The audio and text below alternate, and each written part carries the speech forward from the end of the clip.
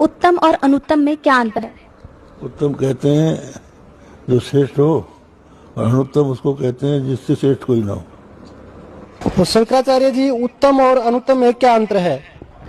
हाँ सर, यह गीता में आया है अनुत्तम, मतलब जिसके समान और कोई उत्तम ना हो, उत्कर्ष उत्कृष्ट कर्म अर्धोतक। उत्तम और अनुत्तम में क्या अंतर है?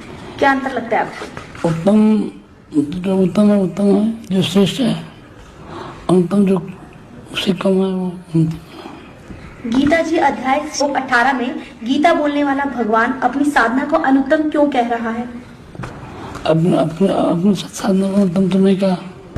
उत्तम और अनुत्तम में क्या अंतर है? जो उत्तम का जो उत्तम है वो तो हमेशा सच्चे चरित्र वाला होता है, सत चरित्र वाला होता है। अनुत्तम जो है उससे विपरीत होता है अनुत्तम, जिसका चरित्र सही नहीं वही अनुत्तम है। गीता जी अध्याय 7 श्लोक 18 में गीता बोलने वाला भगवान अपनी साधना को अनुत्तम क्यों कह रहा है? अपनी साधना अनुत्तम शब्द का अर्थ आप समझे नहीं। वहाँ अनुत्तम शब्द का अर्थ है जिससे उत्तम नहीं हो वो। कि गीता जी का अध्याय 7 श्लोक 18 में गीता बोलने वाला भगवान अपनी साधना को अनुत्तम क्यों कह रहा है? यहाँ जो अनुत्तमाम गतिम शब्द है, अनुत्तम की साधना की बात है, वो उस अवस्था की बात है जो जीव का परमोच्च लक्ष्य है, सर्वोच्च लक्ष्य है, जीव का परम प्राप्तव्य है, जिस प्राप्ति के पश्चात और कुछ पाना शेष नहीं रहता। गीता जी के अध्याय 7 और श्लोक 18 में गीता बोलने वाला भगवान अपनी साधना को अनुत्तम क्यों कह रहा है? यहाँ पर अनुत्तमा गति कहा उन्होंने। इससे पहले के श्लोक में भगवान ने कहा चतुर्विधा भयंती माम जना चार्जुना आर्थ अर्थार्थी जिज्ञास ज्ञानी च वर्तर सब। 4 प्रकार के लोग मेरी भक्ति करते हैं। भगवान कहते हैं कि जो लोग हमारे भक्त हैं, जो लोग ज्ञानी हैं, जो मेरे परम ज्ञान को जानते हैं, गीता के इस गुह्य ज्ञान को जानते हैं, उन्हें भगवान कहते हैं उनको मैं अपने समान मानता हूँ और उन्हें निश्चित रूप से अनुत्तमा गति अर्थात उन्हें मेरे धाम की प्राप्ति होती है।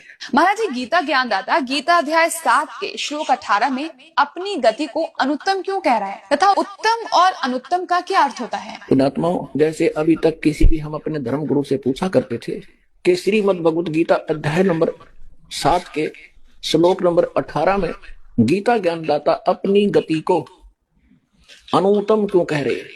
अनुत्तम तो ये क्या कहते हैं कि अनुत्तम नहीं कह रहे हैं, अनुत्तम का उन्होंने अर्थ बदल दिया। कहते जिससे उत्तम कोई और ना हो वह अनुत्तम कहलाता है। फुटे भाग हमारे ऐसे गुरु मिले हमें। अनुत्तम, अनुत्तम माने बैड अंग्रेजी में, और उत्तम गुड श्रेष्ठ। कहीं पर बैड लिखा हो किसी सेंटेंस में और उसका अर्थ कोई गुड लिख दे तो कितनी बुद्धि होगी उस इंसान की। क्योंकि अब गीता अध्याय नंबर 7 के श्लोक नंबर 16 से लेकर 19 तक क्या कहा है? आपने गीता खूब पढ़ रखी है। अब सिर्फ एक श्लोक दिखाऊंगा, 7वें अध्याय का 18वां और 19वां 2।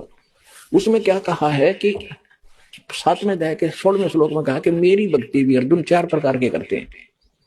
यानी जो ब्रह्म साधना करते हैं, वेदों अनुसार साधना करते हैं, वो 4 प्रकार के हैं। एक अर्थार्थी, अर्थार्थी माने तो धन लाभ प्राप्ति के लिए जंतर मंत्र भी करता है, तो वेदों के मंत्रों से ही अनुष्ठान करता है। वो ओम जय जगदीश रे, स्वामी जय जगदीश रे, जय गणेश देवा, इस तरह की आरती नहीं गाता वो केवल वेद मंत्रों से ही अनुष्ठान करता है। लेकिन फिर अर्थ माने संकट निवारण के लिए वो भी वेदों के मंत्रों से ही अपना अनुष्ठान करता है। और तीसरा जिज्ञासु, जिज्ञासु होता घर से निकलता परमात्मा प्राप्ति के लिए, फिर बहुत से संतों के पास से जो ज्ञान ग्रहण करता है उसका वक्ता बन जाता है। ये भी काम नकली है। ये तीनों रिजेक्ट करती है। और चौथा बताया ज्ञानी। ज्ञानी उसको कहते हैं जिसको ये पता लग गया, आत्म ज्ञान हो गया कि मनुष्य जीवन परमात्मा प्राप्ति के लिए ही प्राप्त होता है।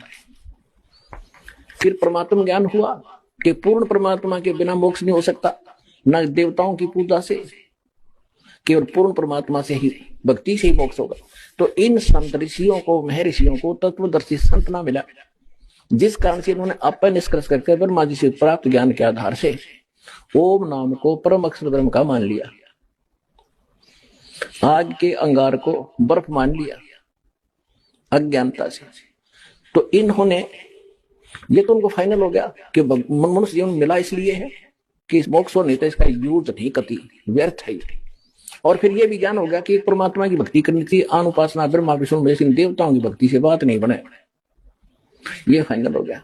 तो गीता ज्ञानदाता कहता है कि ज्ञानी जो है ना वो मुझे पसंद है, क्योंकि उन्होंने ब्रह्मा विष्णु महेश की पूजा छोड़ दी और ब्रह्म साधना करते हैं, उनको मैं अच्छा लगता हूं, उनका समझ में आ गया। तो अब कहता है कि ये उदार आत्मा ज्ञानी आत्मा है तो नेक, लेकिन इनको तत्वदर्शी संत मिला नहीं जो परम अक्षर ब्रह्म का ज्ञान करा दे, जिस कारण से ये सभी मेरे वाली घटिया गति में स्थित रहे। इसका अर्थ ये बनता है, हरियो नको ना, वो तो अनुतो मन सर्वश्रेष्ठ गति, भगवान अपनी गति को अश्रेष्ठ कैसे कहेगा? हरियो कहने लग रहा। अब दिखाता हूं, देखिएगा अब 7वें अध्याय का 18वां पढ़ेंगे। गीता अध्याय नंबर, श्रीमद् भगवद गीता अध्याय नंबर 7 का और श्लोक नंबर हम 18 पढ़ेंगे। ये 18, उदारा सर्वे एव एते ज्ञानी तु आत्मा एव मे मतम।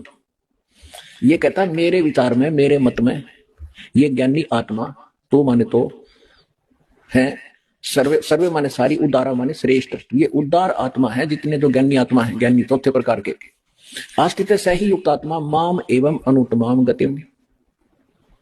ये क्या कह रहा है कि ये सभी अच्छी आत्मा है और ये ज्ञानी मेरे विचार में, और ये लेकिन मेरे वाली माम अनुत्तम गतिम, मेरे से मिलने वाली जो गति स्थिति यानी लाभ है, उस घटिया है, वह घटिया, अनुत्तम अश्रेष्ठ है, उसमें ही आस्थित है, उसमें ये उसी में सीमित हैं, उसी पर आश्रित हैं।